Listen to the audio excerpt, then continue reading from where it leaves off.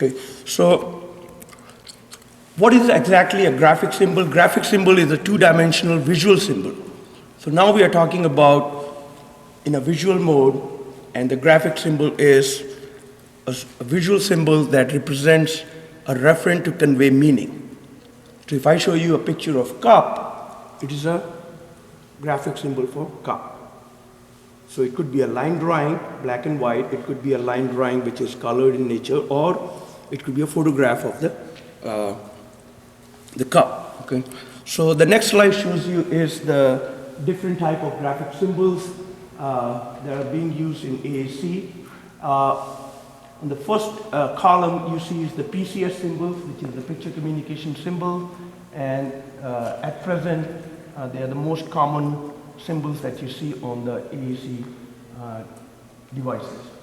Then you have the Oakland, Rebus, six symbols. Six symbols were actually originated from British Sign Language and the symbol. So if they have a shivering like this, so they designed the symbol for shivering. Then you have pick sims, and you have pick, and you have the bliss symbols. And as you can see, let's look at the symbol for cookie. So if I don't show you this, you can still kind of like a little bit guess that it's a cookie. Okay? But if you look at the bliss symbols, it is very difficult to understand that what it is until unless I tell you it is something to eat, or it's something to, it's made up of flour, sweet, or something like that. So you need some additional information for that. Now, this is a graphic symbols. Now we are going to talk about, we can describe different graphic symbols according to whether they have a linguistic characteristics or whether they do not have a linguistic characteristics. What it means is that the picture-based symbols or graphic symbols which do not have linguistic characteristics means you have to have a separate symbol for each concept. So if you look at our traditional orthography, when we write, right, we might have 26 alphabets, the symbols, right, and then we can combine those symbols according to the rules, and we can produce a generative language.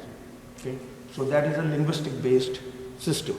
Okay, whereas the non-linguistic based system, if you want to create, let's say, for example, if I want to create a new word. Let's say a new technology comes, like a Google glasses or virtual glasses, right? So I have to create the symbol for that. Either I have to line drawing or I have to create a picture for that. So that means it is very limited in nature, right? And it does not have a linguistic characteristics. Like what Tim was talking about, whether you have a library, right, versus the topography. So in that sense, the picture-based symbols will be very limited in number, whereas the symbols that have a linguistic characteristics, you can generate the language. So when you look at the pictures, the photographs, it could be a color or black and white. Then you can have a line drawing symbols. They are the picture communication symbols. And then on the other hand, you have the dinosaurs. I won't say that they are exactly the same. There are differences, but these are the two symbols that are being used on most of the communication devices that you see nowadays. Okay? So you can see that if you want to convey some meaning, you have to have the symbol for that, and then not only the symbol should refer to that. So let's say, for example, if I just take down all done, and I'll just show you that symbol, you may not be able to guess the meaning. But when I provide you with the gloss or the meaning, then you can say, oh, okay, I see that it is related to all done. Okay? So we'll talk about that. And this is the bliss symbols that I said that they have the linguistic characteristics. What it means is that if you look at the symbol for time, and if you add on the quarter a sign, then it becomes a minute. You add a 0, it becomes an hour. You add 7, that represents week. Half circle is month, and then for plural year. So you can see that how there are certain rules. So by combining certain symbols, you can generate a new novel message. So we'll consider that picture-based or the graphic symbols with linguistic characteristics. Now, the iconicity is what Tim was talking about, whether the symbol is universally understood or not. Okay. So some of the symbols like this, gesture, eat, bye-bye, they have very iconic in nature. That means everybody can understand them. Okay? So it's a term that refers to the visual relationship between the symbol and its referent. So what is the relationship between the symbol? If you look at the symbol for chair, how much is the relationship in that? Okay? And it is frequently considered in terms of transparency and translucency. So these are the two terms that defines that what exactly the iconicity is. So it actually takes place on a continuum, and to understand, transparency is operationally defined as guessability. So if I show you a photograph or a line drawing, and I ask you, what is this? And you can tell that this is a car or this is a ball.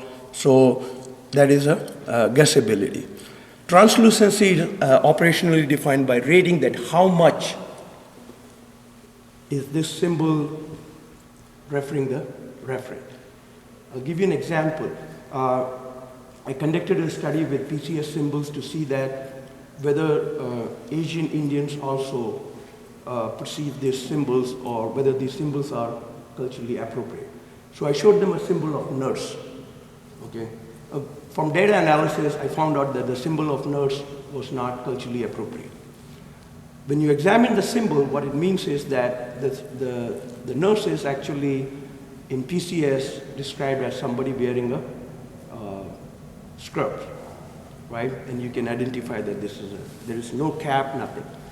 But when you take that symbol to India and you ask them that on the translucency, that on the rating of 1 to 7, tell me how closely it is to the concept of nurse, people rated it as a very low translucent symbol. Whereas in America, it will be, on a scale, it will be on a higher number. So it's a 1 to 7, you look at the symbol, and then the person decides that how closely, so that is the translucency.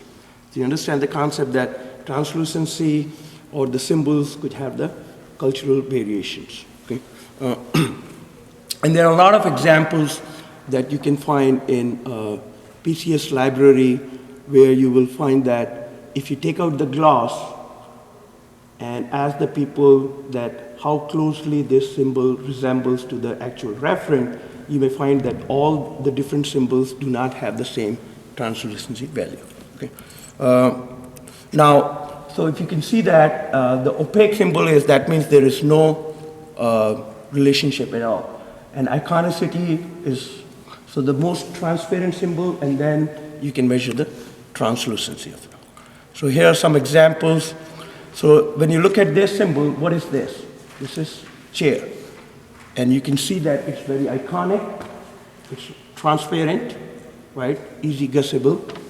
And on a translucency, if you go from 1 to 7, it's at the one end. That means it's closely related to the referent. Okay? When you look at this, this is plant. You can see that how it is becoming difficult now. This is lips. And this is a complete opaque symbol. You cannot tell the meaning, or you cannot guess it. So what do you think this symbol is?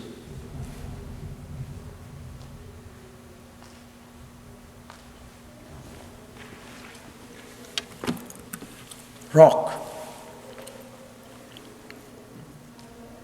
But you have to understand that the symbol that you assign the meaning to, right, it could be anything. And even the studies have shown that children as young as 3 years old can identify that a symbol could represent something, but it is the intention of the artist, what it means. So when you look at the PCS symbol, PCS symbols initially were drawn by one person. So when you look at the lemon or the sausage, that is actually the representation of that one person. And what we have to find out through the iconicity, transparency, or translucency is that how well that represents the symbol in terms of its representation. Okay.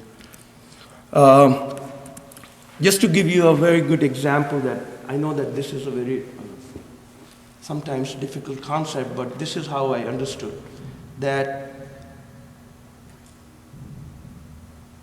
Let's say, for example, if you have a guest, right, and you walk into the shower and there's a shower curtain, right, which is like a little bit transparent, but you can't see through, right?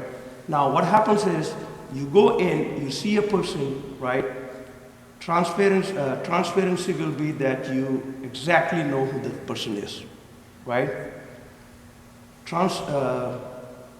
Translucency will be, on that continuum will be that how much you know about that person, or the information that you have, right? On that basis, you can understand that whether this person is or not.